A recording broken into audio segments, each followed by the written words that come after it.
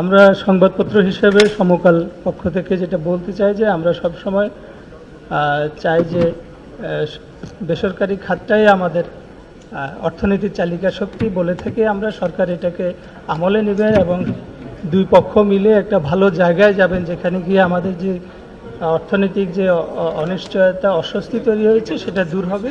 পণ্যের বহুমুখীকরণ এবং দক্ষ মানব সম্পদ উন্নয়নের মাধ্যমে অর্থনীতিকে আরও গতিশীল করতে সর্বোপরি একটা বেসরকারি খাতকে পুনরুজ্জীবিত করে দেশের টেকসই প্রবৃদ্ধির ভিত্তি শক্তিশালী করবে। এই প্রত্যাশা আমাদের সবার। আমি মনে করি যে আমরা অনেক সময় অনেক রিকমেন্ডেশন দিই এবং সেই রিকমেন্ডেশনগুলো যদি not attended properly and at the time when it is needed, তাইলে কিন্তু ওইটা ওই হিসেবে ইউজফুল হিসেবে থেকে যায়।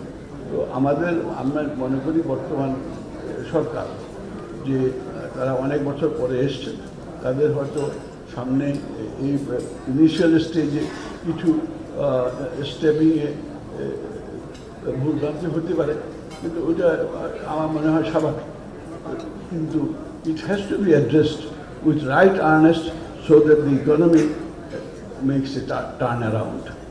যদি ইকোনমিকে টার্ন অ্যারাউন্ড না করতে পারি, ইনফ্লেশনকে যদি আমরা অ্যারেস্ট করতে না পারি, আমাদের পণ্য উৎপাদন যদি বাড়াতে না পারি, রপ্তানি যদি বাড়াতে না পারি, তাহলে আমাদের ইকোনমি ওই ডোল ড্রামে থেকে যাবে এবং সেখানে আমরা একটা বিপদের মধ্যে পড়ে যাব। এর মধ্যে আরও আছে, আমরা তো যে কোনো কিছুর জন্যই রাস্তায় নেমে যাই। তো কোনো কিছু আপনার সাথে আমার মানে মতবিরোধ হলো, তারপরে আমি রাস্তায় যাই, আপনার রাস্তা ব্লক করে দেব। অ্যাজ সাচ আমি মনে করি আমাদেরকে সবাই মিলে কাজ করব এবং আমি সরকারকে এটুকু এসিওর করতে চাই যে আমরা বেসরকারি খাত সরকারের সাথে হাতে হাত মিলিয়ে সামনে এগিয়ে যাওয়ার জন্য আমাদের প্রচেষ্টা অব্যাহত থাকবে। কিন্তু আপনি আমার দিকে হাত বাড়াতে হবে, আপনি যদি আমার দিকে হাত বাড়ান তাহলে আমরাও হাত বাড়াবো স্বাভাবিকভাবে এবং সেভাবে আমরা একসাথে সামনে এগিয়ে যেতে পারবো।